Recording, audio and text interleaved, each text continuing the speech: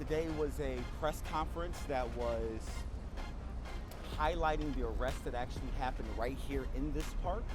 Abolition is not only getting rid of the police, dismantling a system. It's about building a new system of community, of mutual aid. It's a common misconception that abolition is just getting rid of. No, we are building things when we take this away. We are building community. We are building compassion for each other. Our first immediate demand is to return and provide compensation for all stolen and damaged resources that were in City Hall Park. Give us back our shit! We also want all the charges against protesters who are fighting for the new world to be dropped. Drop the charges! We also demand immediate safe housing for all displaced houseless people. That was a safe space for houseless people, and you took that away. Provide what you took away. We are also demanding that Commissioner Shea resign. You are no longer needed. AP, or Abolition Parks, bigger demands include the abolishment of the police, which include cops out of schools, no new jails, closing Rikers, defunding, disarming, and dismantling the NYPD. Your services are no longer needed, NYPD. 2, free public services. We want free housing. We want rent to be canceled. It is a pandemic. We want rent to be canceled.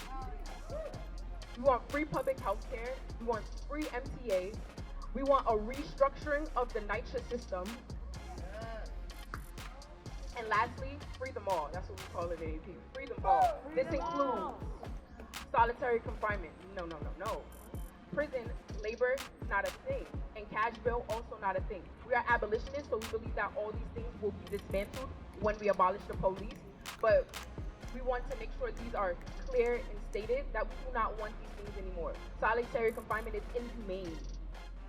We want the police out of our schools. We want to be rid of the police.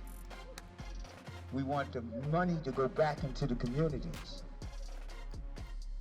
And by all means, please, don't touch no more of my family. That was illegal. I don't care how you try and write it up in the laws. You kidnapped an 18-year-old child. That's a child. They beat us with batons, kneeled on the chest of one of our medics until he passed out, and arrested us without cause. Still, we persisted. They even arrested one of our legal observers, who was just trying to get a protester's name before he was taken away. Still, we pressed on. Even when Blue Lives Matter protesters came to counter-protest our occupation, we defended our home. People called us the counter-protest. As I was bent over with my hands zip-tied behind my back, the white shirt still did not let go of my hair. After being arrested, I was never read my rights, nor was I ever told what I was being charged with. Those people that you chased out of the park with 700 officers are still displaced. They don't get regular meals now. They don't have a place that they can feel safe. Give them housing. Don't read what the media is telling you. Don't read it in its entirety because it lies a lot, it fibs. But come check out what AP is. When we have direct actions, come check out what we are. Talk to people in the AP community. Learn about what abolition is.